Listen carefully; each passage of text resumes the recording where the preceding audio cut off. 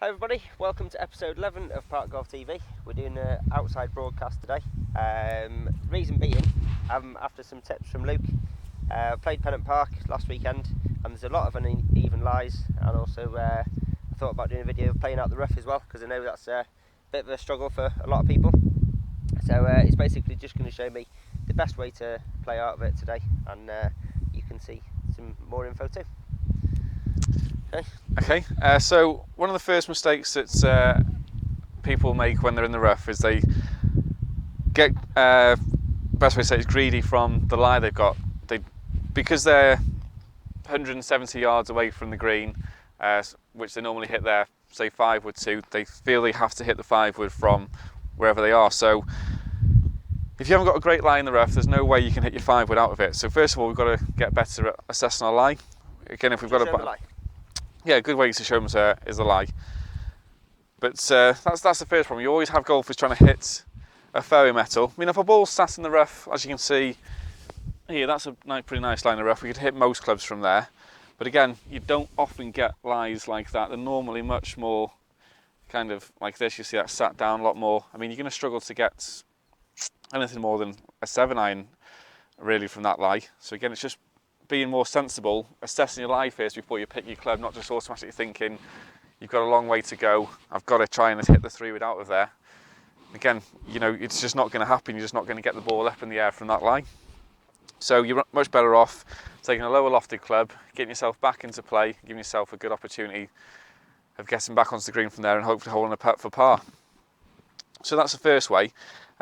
Secondly, if we have another thought to have when we're in the rough to help us strike it better is we can put our ball a fraction further back in our stance. Again, only slightly. We don't want to be going from one extreme to the other, putting it too far back.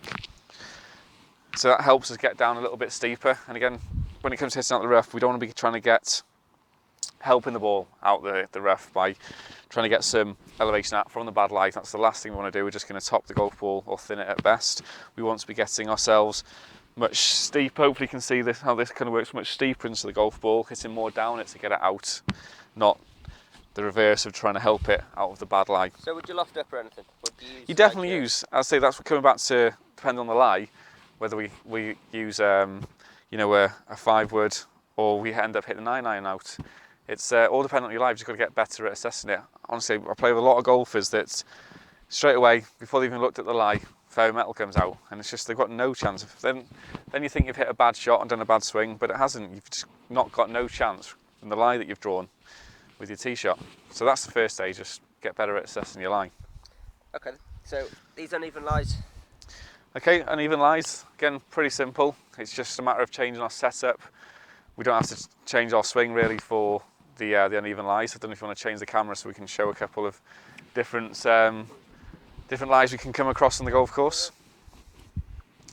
So first of all, I'm going to pretend I've got a side hill lie going this way, so the ball's going to be quite below my feet here. I don't know if it'll show up very well on camera, but the ball's quite a bit below my feet here. So the adjustment I need to make, I just need to adjust my posture. Can the camera see me there? It's okay, yeah? So my normal setup, I'd be here with the golf ball. All I'm going to do, I'm going to put a lot more flex in my knees and really get down into the golf ball. So my posture changes quite a bit. That's the only thing I'm going to really do. Again, obviously from here, the ball's likely to come out a little bit to right, so I can aim a little bit further left to compensate that. But all I've done is I've just flexed my knees a lot more and lowered myself into the shot. That's the only real change that I'm going to make. So now if we flip round and go the other way, so the ball will be above my feet now. So now the ball's quite a bit above my feet. So again, the ball should, in theory, go a little bit left from this lie. But again, all I'm going to do is change my setup. So I'm going to grip down the club a little bit and make sure I'm a little bit taller. Because again, you don't want to be gripping fully at the club. I'm going to make myself a little bit taller, grip down slightly, and now I'm taller into the shot. Again, just making room for that shot now. So now we're going to go to uphill. Again, it's just very small little adjustments in your setup. Does your swing change then? Because when I was doing that particular shot, I was hitting it massively left. So how do you? So I was again. Across the ball different? No. Again, just setup. So again, it's always difficult to gauge how far left it's going to go. So you want to allow yourself, depending on how severe the slope is, 10, 15 yards. You want to make your target 10, 15 yards right of where you normally would. Again, it's one of these you've got to go experiment with and go from there. Again, the more you play these type of shots, you get a feel. But more importantly than anything, so you don't change your swing. That's the biggest mistake you can make. It's just simply adjusting your setup to compensate for the lies. It's the same with the uphill, downhill lie now. So if the ball, I'm hitting off a bit of an upslope, it's simple little adjustments. Hopefully you can see from where you are there. So an uphill lie, the last thing I want to do from here is lean into the slope, because that's going to cause the club to just dig straight into the bank. I want to match myself to the slope. So I'm going to go a little bit, this would be me normally, and now I'm matching my body to the angle of the slope. It's going to help me shallow out and match my angle of attack to the same as the slope now, instead of digging my club into the bank. So basically what I'm doing here now is I'm now matching myself to the angle of the slope. Obviously that'd be too much. I'm now pretty much angled perfectly to the slope of this bank. So again, small little changes. Because as soon as you've done that change, your club's going to work along, kind of matching, as it comes into the ball, matching the angle of that slope. Going to make it much easier for you to strike. And again, when we're facing downhill, I don't know if you want to flip the camera around for me. Yeah, but I'm going to be facing that way. So now, if the ball's below my feet, obviously going back to if we're hitting off a bit of an upslope again, we have to allow taking a couple of clubs extra, because obviously the ball's going to go a lot higher in the air. So make sure we club up from that line. Again, with the way, if we're hitting off a down slope, the ball's going to come out a lot lower. So again, maybe club down a touch, it's going to come out a lot lower. And again, we want to match ourselves, so we're leaning with the slope. I don't want to be fighting against it. If I'm trying to lean into the slope, as you can see, my club's just going to bottom out somewhere here, going to catch the ball heavy. We want to really get onto our left side, and again, same as if we were hitting uphill, we want to match ourselves to the slope on the way down.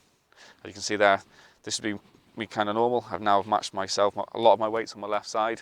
This is quite a severe slope, this. We don't face too many of these on a full shot. The odd pitch by green we might, but generally a full shot we won't. So again, I'm really into my left side. It's going to help me strike the ball.